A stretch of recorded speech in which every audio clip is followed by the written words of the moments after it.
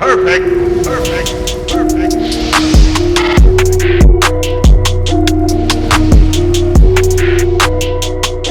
YouTube, what is good? Welcome to Philly Take with RB, hosted by yours truly, man. Home of the hottest sports takes. If you're new to the channel, if you've been supporting, hit that like button. Spread the content. Sub to the channel. Keep showing love. Let's get right into it. So as we saw last night, the Sixers come out firing on all cylinders against Brooklyn. They go on a 22-4 run to start the game. Brooklyn fires right back, goes on a 38-6 run. Pitiful for the Sixers. They're getting booed off the court at halftime by their own fans. Like, how do you blow a lead like that?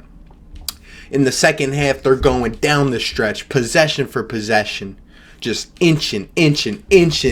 And luckily, through all the drama, through all the Spencer Dinwiddie's getting mad, Kenny Atkinson getting teed up, Joe getting hyped, through the heroic efforts of Joel Embiid, in overtime, the Sixers, who had a great overtime, by the way, were able to pull this one out. Embiid, what a game, as we said last night. You know, almost hitting 40 points. I mean, you can look at the box score. He had numbers in every column. But what I look at was just his hustle. Every single possession, he wanted it. He wanted to be the man. We had no Ben Simmons. We will get to that in just a minute. But Embiid wanted it more. He was eating Jared Allen alive. Even the Brooklyn Nets tried to bring DeAndre Jordan in. There were a couple possessions there where, you know, he was kind of taking advantage of Embiid. But overall, Embiid, you know, just hitting late clutch shots, late clutch free throws as well. I mean, he just put the team on his back and led us to that win last night.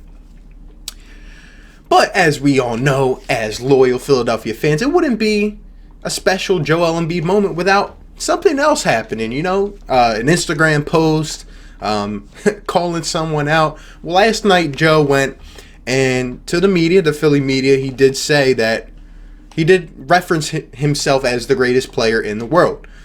I think it's kind of been blown out of proportion today. You know, Joe, it wasn't like he was going out and gloating like, oh, I'm the best player in the world. No one can stop me, blah, blah, blah. What he basically said was, you know, I'm out here trying to prove myself. I, you know, referencing himself as the greatest player in the world. I want to come out and work hard and, you know, just kind of show that my presence is still here. I know he's been criticized a lot by Chuck and Shaq, and overall he was just saying that he wants to come out and win games. And what was really interesting to me is when he was saying that, you know, in the first half he was just trying to be him. He wasn't trying to be himself as much. He was trying to fit in, let the other guys operate. But, you know, as he's been saying as of late, he's going to start being himself again, you know, kind of not showing off, but just showing himself, showing his personality. And for the Sixers to make a run down the stretch, he has to be a major force. And I completely agree. What I'll say about the Embiid comments is that I don't agree that he should have just came out and referenced himself as the greatest player in the world. I do appreciate his confidence. If you watch me, you know that I think Joe should be able to express his personality. I think that makes him in the game, getting the crowd hype, talking smack, real estate. I think he should do all of that. I think that's what everyone loves to see. That's a great product and a great, you know, just basketball thing because he's special in that way. Would I have came out and said that, you know, reference myself, you know, I'm the greatest player in the world, I have to prove him here? I wouldn't have said that, but I'm not mad at it. It's not like he called the other Sixers teammates, you know, not as valuable as him. He said we all got to go out here and work together, and he just wants to be a major force, and we already knew that. Here's what I will say about it, though. You're all right with your comments. You know, you're allowed to have your opinion, Joe. And on any given night, you can be the best player in the league. We know that. We, as Philly fans, understand that. We're not making you out to be the villain. We know that you are an all-world talent. I mean, last night, the blocks and just the intensity. Joel Embiid, he's like 7. I think he's like 7'1", honestly. But we'll say 7 feet, man. Doing Euro steps. No other big man can do that in the league. No one. Joe is ridiculous from a talent perspective. And, you know, we've talked about Brett Brown a lot. I left that rant last night. Go watch that video if you haven't. I'm not going to speak on Brett again today as of right now. But we have to find ways to get all our talents utilized and working well together. And Joe is unbelievable as a talent. All I've been asking for, and a lot of what us Philly fans have been asking for, is the energy. And we saw that last night consistently on every single play from Joe. And that's what we've been asking for. From him, Ben, everyone. Whether you're not having a good night, whether you are, we just want the energy.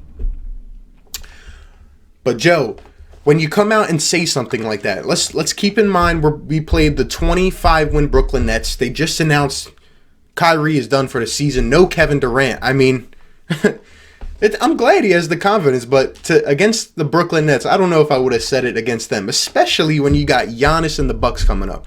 We know Joe likes to get up for games against big opponents, and you know he's going to be fired up against Milwaukee. But here's what I can't see. I can't see tomorrow night Joe come out and play completely lackadaisical and just get walked all over by Giannis and the Bucks. Because what are you going to say then in the press game conference, in the post-press game conference? What are you going to say if Giannis comes out here and rolls 40 on the Sixers and, you know, we just look like we're no match for Milwaukee? That's why I wouldn't have said it after Brooklyn but before Milwaukee. But I want him to be himself. Just don't do the childish stuff like calling out your own teammates, making like, you know, a funny, I guess, Instagram post he thought it was, kind of trolling. Man, we're here behind you, but come on, Joe. I appreciate everything I saw from you last night, and I need to continue to see that energy. And you got to come out and do it again against the Bucks. You got to come out and play your hardest in the All-Star game. And last night I saw Joe probably play harder than I've ever seen him. He was engaged in every single moment. Great game, Joe. Please do it again tomorrow night. Next thing I want to get into is about Ben Simmons. I know we didn't talk about him much last night, and you know we can't really spend a lot of time on him because he's injured. But I know a lot of people are speculating that, you know, the Sixers kind of put on a little lie because they said that Ben got injured during practice, lower back tightness. If you were watching the All-Star game, you saw Ben take that hard hit to the ground. I know at least my eyes opened wide when I saw that. I wasn't, you know, panicking for my life because I know Ben Simmons and he's durable. But when I saw that, you know, if it's your guy, you get a little antsy, you know. But they didn't make anything of it. Obviously, he was out. I saw earlier today when I came home, they were saying that Ben is probable for tomorrow night against Milwaukee. Let me just say, and I said this last night, Ben has to play tomorrow night against Milwaukee if the Sixers want a chance. If Ben doesn't play, we are in deep trouble. We saw the lack of Ben Simmons' presence last night, and it hurt. We already ranted last night about Brett playing Raul. I will start saying Raul Neto. 28 minutes. More than, you know, guys like Al and Matisse and Furkan. It was just unacceptable. But Ben Simmons, besides the offensive perspective, I feel like, you know, a lot of us get wrapped up on the offense, as we should, but let's not forget the defense. Like, having a 7-foot point guard as a commodity is, like, unbelievable on the defensive side. We were supposed to be an all-defensive type of team with the height and the length that we have on this team. So I think Ben's presence has not just fell on offense, but on defense, he's elevated himself to that excellent level this year, and he's just continuing to get better.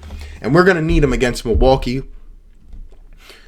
I will say it's pretty weird that, you know, Ben, I mean, maybe it was like, you know, they don't want to risk Ben in this game, maybe aggravating something. Maybe it's nothing serious and, you know, they want to get him ready for Milwaukee.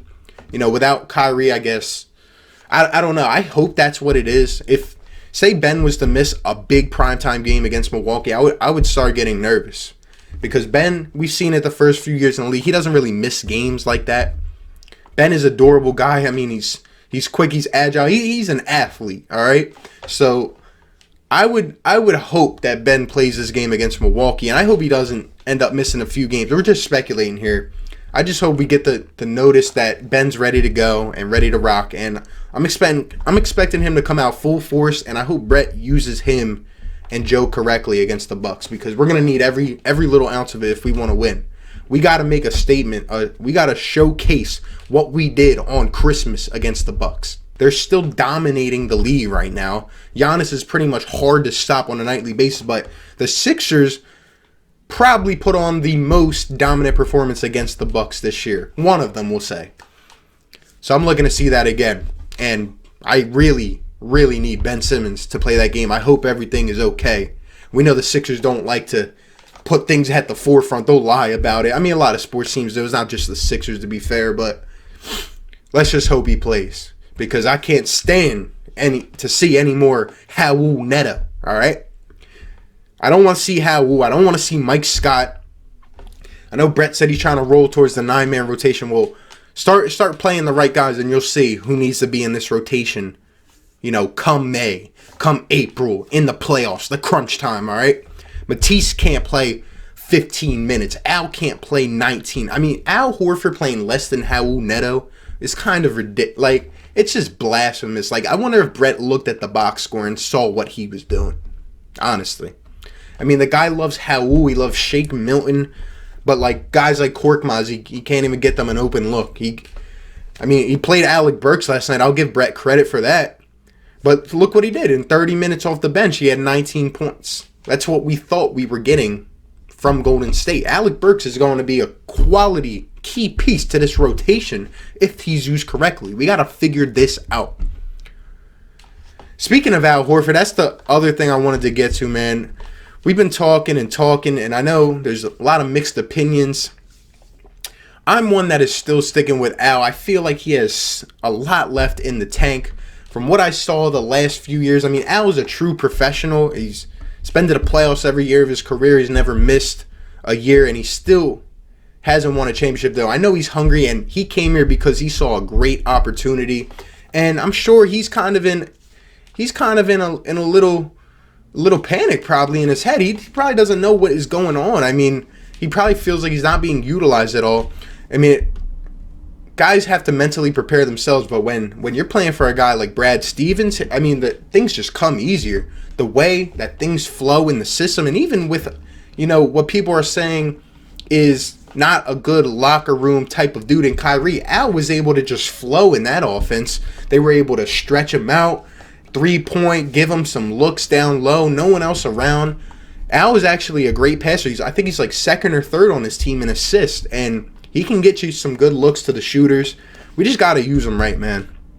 A lot of people talked, and, we've been finally saying, like, the game against the Clippers, it was finally Brett brings Al off the bench. It took some time, but, like, I don't know why it took that long, but finally he played 28 minutes off the bench, contributed great against the Clippers. And then last night, he only plays 19 minutes. It doesn't make sense. Why go away from what works? The last couple years, one of the major issues is that Embiid couldn't stay healthy, and we didn't have a great center behind him. I don't care if you're getting paid $100 million. I know it doesn't look good. It's not good for, Al's confidence, but why not present to him a way that he can be so effective? Why not Brett go and tell him you can be the man off the bench? We will play around you with the second unit. I mean, think about a first unit led by Joe and a second unit led by Al. In the end, if you're winning a championship, we don't look at, who started in Game 7 of the finals. We look at who has a ring. Who has a ring? I know Al is a classy dude. He would be willing to contribute in any way possible. We really need to get this rotation set. Al needs to play 25 to 30 minutes a game off the bench. He will contribute. Please, I saw yesterday Brett playing Joe and Al together. Stop. It's not going to work. They're too slow. I mean, when I watch this team, I feel like I'm watching a bunch of 50-year-old dudes playing at LA Fitness. I mean, they just look slow. You can't tell me, though, that Al has lost all his skill going from Boston to Philly. And I think Brett, a lot falls on him. He has to utilize him. Again, Al, I've seen games now where he's not getting as up as he should. He should be energized, ready to go. He is not the lackluster player type of scrub that we have seen from multiple times this year. Al had some good games early on, but for the most part, Al has played like a mediocre, just average NBA vet. And You cannot do that when you're getting paid that money. Wherever you have to be used, give him the minutes, bring him off the bench. I don't want to see them two together anymore, and I don't want to see any more of these guys that should not be in the rotation. Overall, I'm glad we got the win 4 in a row. Like I said, we will see what happens tomorrow night. It's going to be a statement type of game. Like I said, the Sixers got to go on a big run here. This will show a lot to me in terms of hopefully Ben Simmons playing and how the guys approach this game. Last game against Milwaukee, I think we lost by like 10 or 12, but overall, we know the Sixers just played like complete crap. Milwaukee didn't even play that good, and they still beat us by, I think it was 12, but I need to see the energy. If we go on the road and steal one in Milwaukee, we will have something major to talk about. Brett has to get the guys up. They have to be ready to go and firing on all cylinders. I want to see that energy from Embiid and Simmons and Al and all the guys as a collective unit. I want to see the right guys in the right situations. I think the Sixers need to go out and make a statement. Thank you for taking the time to watch. Let me know all your thoughts down below. Be sure to leave a comment. Show some love to the channel. I appreciate all of you. And I'll see you on the next one, man. Peace. Perfect.